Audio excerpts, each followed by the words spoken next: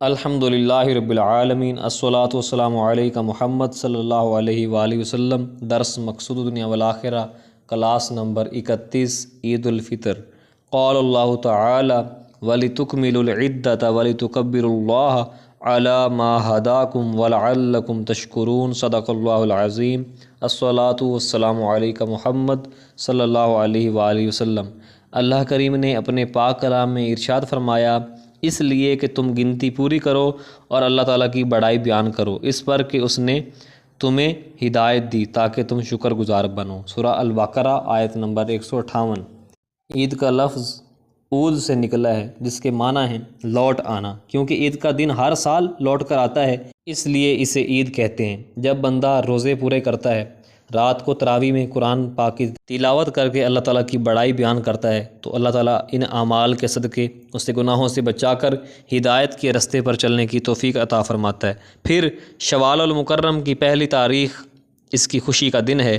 اللہ تعالیٰ نے اس خوشی کے دن کو منانے کا طریقہ نماز عید الفطر کی صورت میں عطا فرمایا۔ یہ دن اسلام کے ماننے والوں کے لیے انتہائی مسرت اور شادمانی کا دن ہوتا ہے۔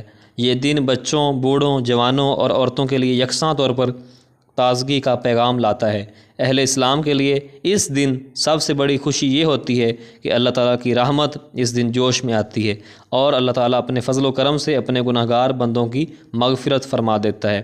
رسول اللہ صلی اللہ علیہ وسلم کی حدیث مبارکہ ہے، رمضان المبارک کی ہر رات صبح ہونے تک ایک منادی ندا کرتا ہے، اے نیکی کے طالب جلدی کر اور خوش ہو، اور اے شر کے طالب گناہوں سے باز آ اور دیکھ کہ کوئی مغفرت طلب کرنے والا ہے کہ اس کی مغفرت کی جائے، کوئی توبہ کرنے والا ہے کہ اس کی توبہ قبول کی جائے، کیا کوئی دعا مانگنے والا ہے کہ اس کی دعا قبول کی جائے، یا کوئی سوالی ہے کہ اس کا سوال پورا کیا جائے۔ اللہ تعالیٰ رمضان شریف کے مہینے میں ہر رات افطاری کے وقت 60,000 آدمیوں کو دوزخ سے آزادی دیتا ہے، اور جب یکم شوال المکرم عید الفطر کا دن آتا ہے تو جس قدر سارے مہینے میں اللہ تعالیٰ کے بندے بخشے ہوتے ہیں، اتنی ہی تعداد میں عید کے دن دوزخ سے آزاد کیے جاتے ہیں۔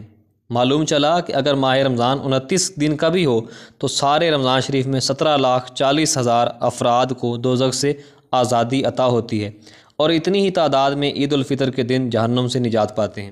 شوال المکرم کی پہلی تاریخ کو صدقہ فطر واجب ہوتا ہے، جس کے بارے میں حکم ہے کہ عید الفطر کی ادائیگی سے قبل اسے ادا کریں۔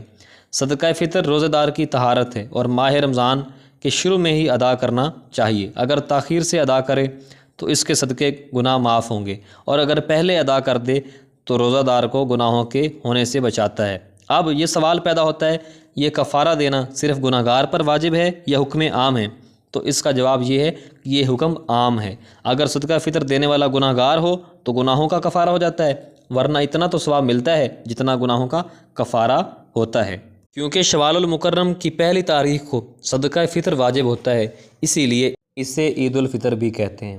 امیر اور غریب سب خوشیوں میں برابر کے شریک ہوتے ہیں، اور سب ایک ہی صف میں کھڑے اللہ کے سامنے سر بسجود ہوتے ہیں اور اپنی گناہوں کی مغفرت کا سوال کرتے ہیں۔ حدیث مبارکہ ہے، جب عید الفطر کا دن ہوتا ہے تو اللہ تعالیٰ اپنے فرشتوں کے سامنے اپنے بندوں کی عبادت پر فخر فرماتا ہے اور فرماتا ہے، اے میرے فرشتوں، اس مزدور کا جو اپنی مزدوری پوری ادا کرے، پوری خدمت کرے، کیا بدلہ ہے؟ وہ عرض کرتے ہیں، اے ہمارے رب، اس کا بدلہ یہ ہے کہ اس کی اجرت پوری ادا کی جائے۔ تو اللہ تعالیٰ ارشاد فرماتا ہے، اے میرے فرشتوں، میرے بندوں اور بندیوں نے میرا فرض پورا کر دیا، پھر دعا کے لیے چلتے ہوئے عیدگاہ کی طرف نکلے ہیں۔ میری عزت کی قسم، میرے جلال کی قسم، میرے بلند رتبے کی قسم، میں ان لوگوں کی دعا ضرور قبول کروں گا۔ پھر اللہ تعالیٰ ارشاد فرماتا ہے، لوگو اس طرح واپس جاؤ کہ میں نے تمہارے گناہ معاف فرما دیے اور تمہاری بدیوں کو نیکیوں سے بدل دیا ہے۔ حدیث مبارکہ ہے، وہ لوگ عیدگاہ سے ایسے حال میں لوٹتے ہیں کہ ان کی مغفرت ہو چکی ہوتی ہے۔ مشکات شریف شعب الایمان۔ سبحان اللہ۔ یہ دن یوم الجائزہ، انعام کا دن ہوتا ہے، اور آسمانوں میں بھی اس کا نام یوم الجائزہ ہے۔ جب عید الفطر کی ادائیگی کے لیے عیدگاہ کی طرف جائیں تو یہ تکبیر پڑھتے ہوئے جائیں، اللہ اکبر لا الہ الا اللہ واللہ اکبر وللہ الحمد۔ حدیث مبارکہ ہے، حضرت ابو ہریرہ رضی اللہ تعالیٰ عنہ سے روایت ہے، اپنی عیدوں عید الفطر اور عید الاضحیٰ کو تکبیر سے زینت دو۔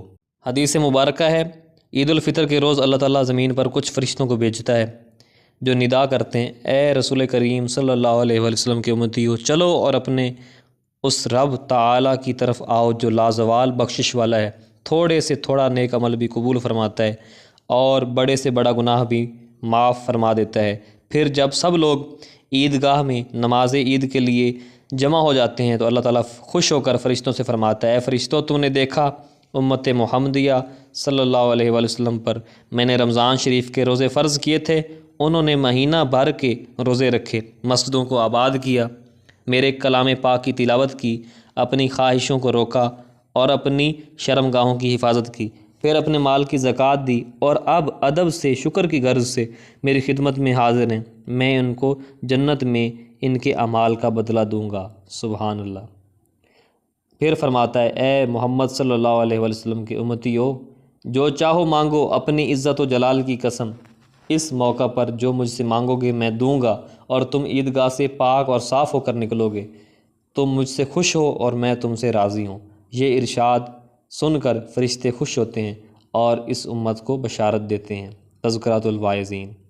ایک ماہ گناہ چھوڑے، نماز، تلاوت قرآن مجید میں گزار کر اللہ کی رحمتیں اور بخششیں سمیٹی ہیں، کہیں ایسا نہ ہو کہ ایک ہی دن میں سب برباد کر دیں۔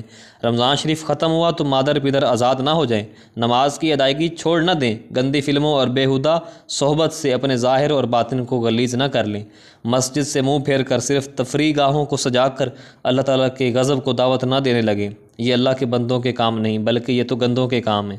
حدیث مبارکہ ہے، جس نے عید الفطر کے دن میں اللہ تعالیٰ کی نافرمانی کی، اس نے اس برکت والے دن کا اکرام نہیں کیا اور رسول اللہ صلی اللہ علیہ وسلم کا نافرمان بنا۔ انیس الواعظین۔